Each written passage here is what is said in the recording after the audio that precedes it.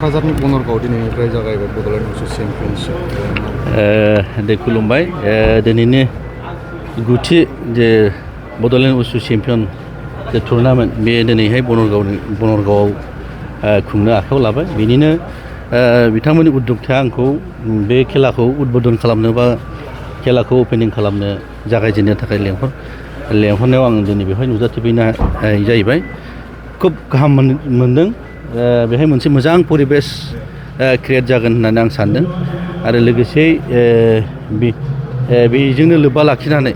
मानगोनां आसारि बसुमतारी बिथांजोनि आंनिनो बिखुनजो बिथांजोआ बिथांनि सोरगोआरि जिउखौ जाहाथे गोजोनै सोरगोआव आलो गोजोनै थानो हायो बेखौ आं इसोरनि खाथियाव गिबि आर'ज गाबबाय आरो बेजों लोगोसेनो दिनैनि जे उसु चेम्पियन जे बड'लेण्ड चेम्पियन जे ट्रफि बेखौ जे थांखि जे उद्देश्य लानानै जों खुंफुंनाय जादों निस्सय सिगाङाव बे जाफुंगोन आं बेखौ आसा खालामदों इसोरनि खाथियाव आशीर्बाद बिदों जाहाथे जोङो साफ्रोमबो गेलेगिरिफ्रा मोजां गोग्गो देहा लानानै गावनि गेलेनायखौ बे सानथामनि हाबाफारियाव जाहाथे मोजां देखायलांनो हायो बेखौ आं आसा खालामबाय आरो आसा खालामदों बिथांमोनखौ जोङो बेबायदिनो इन्सपायार होनानै जोंनि बनरगाव बा बड'लेण्डआवल' सिमाबद्ध थायाबालानो बिथांमोननि जे गेलेनाय बे गेलेनायखौ गोजौ मोनसे स्तराव लांनो थाखाय जोङो बिटिसि प्रसासननिफ्राय बा बिटिसि सरकारनिफ्राय निस्सय थांनाय जे 2005निफ्रायनो जों जेरैबायदि स्टेप लाबोदों जों सहाय सुजुगिता होबोदों निस्सय जोंनि सरकारा बेखौ गेलेगिरि बिथांमोनखौ निस्सय गोजौ फारसे लांनायाव जों मदद खालामगोन आरो जों आसा खालामदों बिथांमोना बिटिसिजों लोगोसे आसामनि बा भारतनि गुबुन जायगायाव गेलेनानै जोंनि बिटिसिनि बे ओनसोलनि आरो न'खरनि मोजां मोनसे नाम लानानै फैगोन जोंहा बेखौ बिसास दं आरो आं खावलायगोन बिथांमोना जाहाथे साफा मोजां गेलेगिरि जानो हायो बेनि थाखाय जों इसोरनि खाथियाव आरो खेबसेबाव आङो बेक्तिगत हिसाबै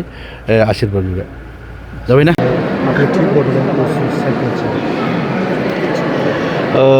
गिबियाव नोंथांमोननि चेनेलखौ धन्यबाद जासिग्रोनाय थाबाय नंगौ जोङो दिनैनिफ्राय नैबे बनरगाव मिनि स्टेडियाम सिङाव गुथि उसु टुर्नामेन्ट 2026 चेम्पियनशिप जोङो दिनैनिफ्राय जागायजेनबाय जोङो मैयानिफ्राय रिसेपसन सानथामनि हाबाफारि मैयानिफ्राय जों रिसिभ खालामनानै दिनैनिफ्राय जों टुर्नामेन्टखौ जागायजेनबाय बाहाय जोंनि मोनबा जिल्लानिफ्राय बिटिसि जोंनि बड'लेण्डनिफ्राय मोनबा जिल्लानिफ्राय सफैबाय आरो बिनिफ्राय आउट अफ बड'लेण्डनिफ्राय मोननै जिल्ला गलाघाट आरो गवालपारा मोननै जिल्लानिफ्रायबो जोंनि नैबे टुर्नामेन्टआव बाहागो लाफैनो हादों गतिके जों दिनै जों उसु एस'सियेसननि जानानै जों गावखौनो गाव जों जोबोद गोग्गानाय मोनदों जे गोबांथार जोङो सात्र साथ्रिफोरखौ स्टुडेन्टफोरखौ जोङो बाहाय मोनसे टुर्नामेन्ट बादायलाय खालामनानै जाहाथे बिसोरनि भबिष्यतआ गावनि लाइफखौ ब्राइट खालामनानै लानो हायो दिनै जोंनि थाखाय जोबोद खाफाल मोजां जों होननानै लानांगोन जोंनि गेजेराव साइनि इनचार्ज बिथां आरो लोगोआव उसु कच सानैबो दंफैयो बिथांमोना नैबे जाय गथ'फ्रा मोजां गेलेनो हागोन बा मोजां इभेन्ट्सखौ देखायनो हागोन फैगौ 29निफ्राय जोंना अल इण्डिया मोनसे सेलेक्सन ट्रायल जानो नागिरदों सायाव दा बिथांमोना दा बेनिफ्राय सोर स्टुडेन्टआ सोर सात्र'आ सोर साथ्रिया मोजां गेलेनानै दिन्थिनो हागोन बिथांमोननिया बिसोरखौ लांनानै ट्रायलनि थाखाय बिथांमोना सेलेक्सन खालामनो फैदों गतिके जोंनि थाखाय जोबोद गोग्गाथाव मोनसे खौरां होननानै लानांगौ माने जोंनि थाखाय दिनै मोनसे स्पर्ट्सआबो उसुआबो जों मोनसेनिफ्राय स्टेप आवगायलांनो हागासिनो दङ मानो होनोब्ला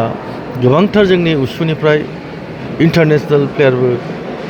गेलेनानै फैनो हाबाय थावलु खेलायाव दिन्थिफुंनानै दाख्लैसो नैबे फंबाय राकेशनि फिसाला सांमा होननाय चाइनायाव गेलेहैनानै बिथाङा प्राइज मोनबोखांबाय आरो रासियायावबो गेलेहैखांबाय आरो सासे दाख्लैसो मेडेल मोननाय जुवेल क'क्राझारनि बिथाङाबो चाइनिफ्रायनो माबानानै थांदों बेबो दाख्लै बहाय गेलेयामोन बे जुवेल काहा खेला था बेबायदिनो साफा जोंनि गेजेराव बड'लेण्ड ओनसोलनिफ्राय साफा स्टुडेन्टफ्रा बयस एन्ड गार्लस नाम लाखिनो हागासिनो दं जोंनि थाखाय जोबोद गोग्गाथाव खौरां मानो होनोब्ला बेजों लोगोसे जोंल' नङा बिथाङा गावनिनो नामजों लोगोसे जोंनि हारिनि नामबो लाखिनो हादों बिथांमोना आरो जोंनि बड'लेण्डखौ गोजौआव थिखांनो लानो हादों माने जौगानाय मोनसे गावजों लोगोसे गावनि फेमिलि आरो जोंनि बड'लेण्ड ओनसोलखौ नाम खालामदों गतिके आं धन्यबाद होगोन बिथांमोनखौ आरोबाव जोंनि गेजेराव गोबांथार सात्र साथ्रिफ्रा ओंखारबावगोन बिराद स्किल दङ जोंनियाव बिराद स्ट्रेंथेन दङ जोंनि स्टुडेन्टफ्रा गतिके जों बेखौ सापर्ट खालामनांगौ आरो बयखौबो आं खावलायगोन बड'लेण्ड ओनसोलनि रायजो राजा बा गारजेनफोर बा जोंनि जेसेबां दल संगठन दं आं बयखौबो खावलायगोन जाहाथे बेफोरबायदि स्पर्ट्सआव सापर्ट खालामो आरो स्टुडेन्टफोरखौ जों गोजौनिफ्राय गोजौआव लांनो हायो बेयाव साबेसेसो गेलेगिरिफोरा बाहागो लादों टटेल जोंनाव मोनबा जिल्लाजों 200 बड'लेण्डनिफ्राय आरो मोननै जिल्लानिफ्राय गलाघाट आरो गवालपारानिफ्राय 30 60 जनसो दंफैयो आरो दा टटेल जोंनाव 60 + 200 260 अनलि स्टुडेन्ट आरो बेनि गेजेराव जोंहा अफिसियेलफोर टेकनिकेलफोर दंफैयो टेकनिकेलफ्रा जोंनाव 30सो दंफैयो आरो बिदिनो जोंनि माबाया 300 to 350 जन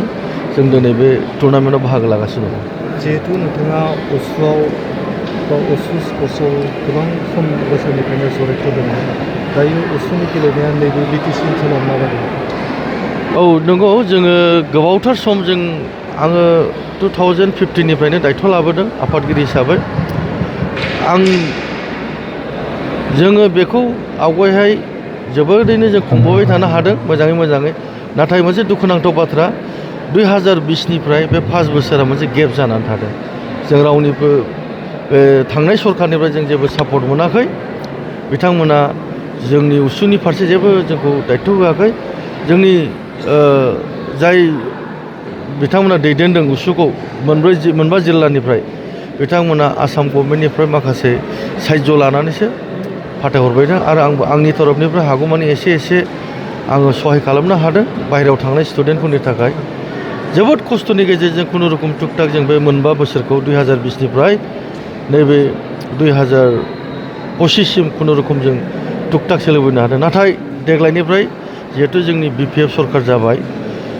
हाग्रामा सार दैदेननाय सरखाराव आं आसा खालामो बे उसुखौ जोङो गोजौआव फारसे जोङो